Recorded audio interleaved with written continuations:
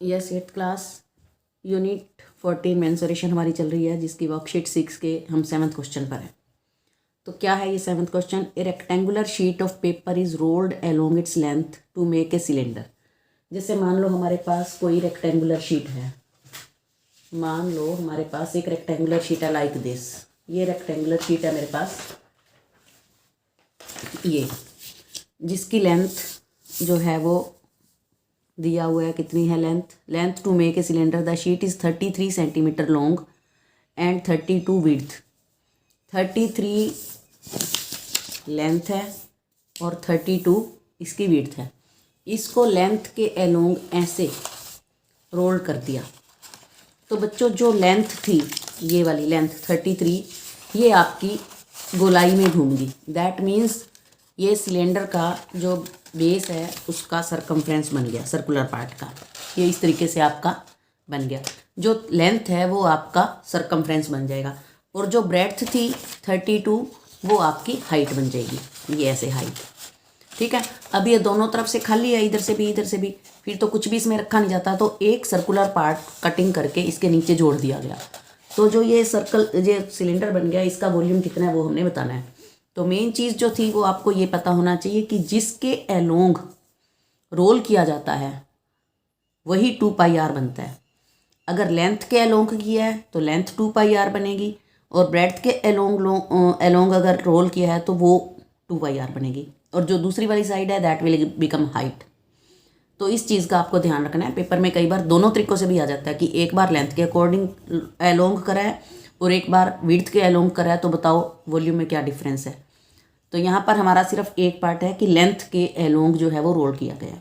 तो ये 2πr बन जाएगा। यहाँ हाइट है, 2πr से r निकल जाएगा। हाइट अपनी है ही है तो वॉल्यूम निकल जाएगा बाई r²h।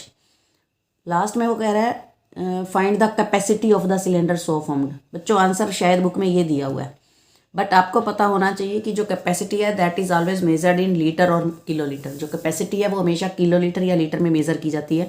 तो हम सेंटीमीटर क्यूब का लीटर बनाने के लिए हमारे पास पता है हमें कि 1000 से डिवाइड करना पड़ता है। तो 2772 सेंटीमीटर क्यूब को 1000 से डिवाइड करेंगे तो 2.772 लीटर आ जाएगा आंसर। ये आंसर करेक्ट आंसर है, जबकि बुक में यहाँ दिया हुआ है। अगर यहाँ दिया हुआ था तो फिर वो वॉल्यूम ही पूछता, फिर कैपेसिटी क्यों पूछता। तो आपने इसको यहाँ तक करना है, ठीक है। उसके बाद आता है हमारा क्वेश्चन नंबर 8। क्वेश्चन नंबर 8 में क्या है? 2 solids of right cylindrical shape are 14 centimetre and 35 centimetre. 2 right circular cylinder हैं जिनकी हाइट एक की 49 है और दूसरी की 35 है। And their base diameters are 16 and 14। ये बेस डायमीटर, पहले का बेस डायमीटर 16 है और दूसरे का 14 है रिस्पेक्टिवली। Both are melted. बच्चों जहाँ पर वर्ड मेल्टेड आ जाता है, जहाँ पर भी मेल्टेड लिखा हुआ होगा दैट मीन्स अपने को वॉल्यूम निकालना पड़ता है पहले। And moulded into a single cylinder. दोनों को मेल्ट कर दिया और जो मटेरियल था उससे एक सिंगल सिलेंडर बना दिया जिसकी हाइट है 56। ऑटोमेटिकली कि जो दोनों को हम मेल्ट करेंगे बनाएंगे तो ऑटोमेटिकली बड़ी चीज़ तो बनेगी ही, निकल के आएगी। तो मटेरियल हमारे पास ज़्यादा हो गया, दोनों को इकट्ठा कर दिया तो बड़ा सिलेंडर तो बनेगा ही। Find the base diameter. तो जो नया सिलेंडर बना है उसका बेस डायमीटर क्या होगा? तो volume of according to the statement अगर हम देखें, volume of first cylinder plus volume of second cylinder is equal to volume of the third.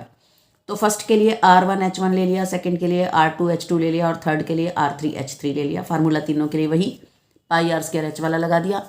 जो जो दिया हुआ है, पहले की बेस डायमीटर दिया हुआ है तो रेडियस बन जाएगा इनटू हाइट। दूसरे का भी रेडियस दिया हुआ है, हाइट दी हुई है, पाई इधर से भी कॉमन ले लिया, इधर से भी कॉमन। तीसरे की हाइट दी हुई है, रेडियस निकालना है। तो इस तरीके से जब हमने सॉल्व किया तो 4851 इज इक्वल टू R3 का क्यूब स्क्वायर इंटू 56 नीचे आ जाएगा तो R3 का स्क्वायर आ जाएगा। 693/8 है, जिसको हमने डेसिमल में कन्वर्ट कर लिया 86.8625 आ गया।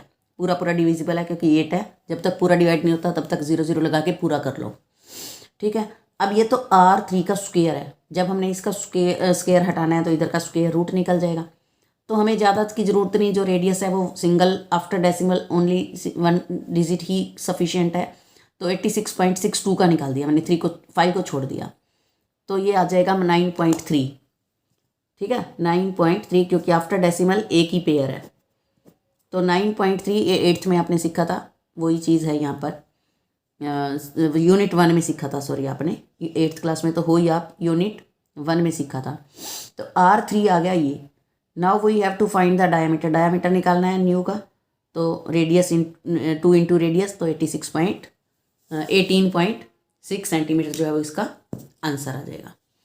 उसके बाद है बच्चों question number 9, the volume of A metallic cylindrical pipe का जो वॉल्यूम है वो दिया हुआ है 748 centimetre cube.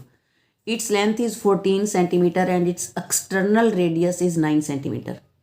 Find its thickness. जैसे पाइप होते हैं ना बच्चों, अंडरग्राउंड आपने देखा होगा, फिटिंग कर रहे होते हैं, कभी पानी के पाइप डल रहे हैं, कभी किसी चीज़ के पाइप डल रहे हैं, तो उसकी थिकनेस है, मोटा पाइप डल रहा है।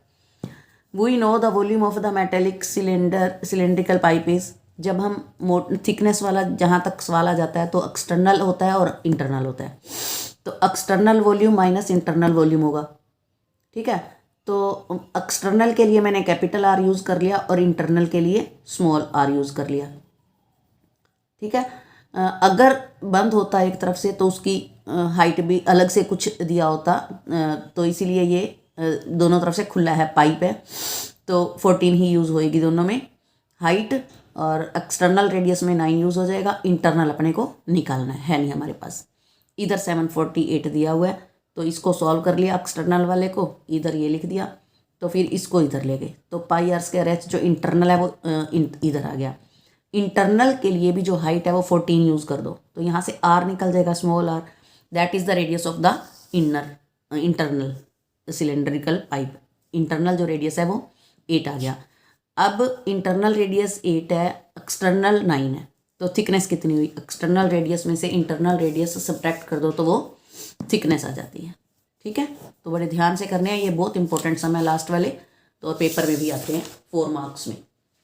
उसके बाद है question number 10, the volume of a cylinder is this and it's height is this, find the area of its total surface and lateral surface. Lateral को कर्व भी बोलते हैं बच्चों। जो क्वेश्चन नंबर 10 है वही बिल्कुल ऐसा का ऐसा सम आपको ब्रेन टीजर में भी मिलेगा। तो ये नहीं है कि मैंने आज करा दिया फिर ब्रेन टीजर में फिर वीडियो बनाऊँ, ब्रेन टीजर वाले सारे सम्स आपको खुद ट्राई करने हैं, जो नहीं आएगा उसकी मैं वीडियो बना के सेंड करूँगी। तो क्वेश्चन नंबर 10 है, volume of the cylinder 150 pi cubic centimetre. Volume है तो फार्मूला लगा दो, पाई आर स्क्वायर एच, पाई से पाई कट गया, हाइट दी हुई है 6, वो पुट कर दी तो r निकल गया। अब रेडियस आपके पास है, हाइट ऑलरेडी थी, रेडियस हमने निकाल लिया, तो दोनों चीज़ें होने के बाद क्या है, area of its total surface आपको फार्मूला आता है 2 पाई r into r plus H, निकाल दो।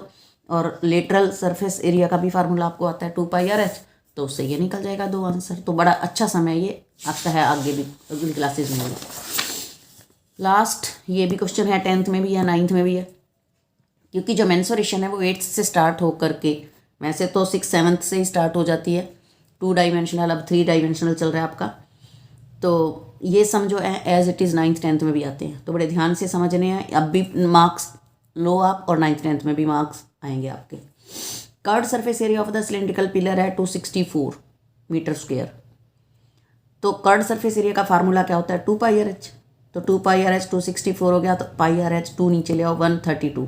इसको मैं क्वेश्चन नंबर 1 लिख के छोड़ देती हूँ। फिर दिया हुआ है वॉल्यूम है 924 मीटर क्यूब। अगर इस पाई आर स्क्वायर एच में से मैं r कॉमन ले लेती हूँ तो अंदर आ जाएगा पाई आर एच। इस पाई आर एच की वैल्यू नंबर 1 से जो दी थी ऊपर 132 यहाँ पुट करते हैं तो हमारा r निकल जाता है। कितनी आसान बात है, सिर्फ थोड़ा सा ध्यान देने वाली बात है कि कर्व्ड सरफेस एरिया और वॉल्यूम दोनों दिए हुए हों तो इनकी हेल्प से हमारे पास सबसे पहले निकलता है r, क्योंकि वहाँ पर r स्क्वायर है और वहाँ पर r है, 2 तो इधर आके कट हो जाएगा, तो एक r बाहर निकल जाएगा, तो इससे r निकल जाएगा। अब r अगर निकल गया तो हमने निकालना क्या, we have to find the diameter of the cylindrical pillar. Diameter निकालना है, निकल गया, ये एक आंसर हो गया। अब r की हेल्प से हमने निकालना है हाइट h। अगेन फ्रॉम 1 वाली इक्वेशन उठाओ, पाई आर एच, तो वहाँ से r पुट कर दो तो वहाँ से आपका h निकल जाएगा। तो ये था क्वेश्चन नंबर 11। तो बड़े अच्छे से समझ के एक बार और वीडियो को 2 बार देख लेना, समझ के अपनी कॉपी पूरी करो और प्रैक्टिस करो, तो ये बहुत इंपॉर्टेंट सम है। So thank you, have a nice day.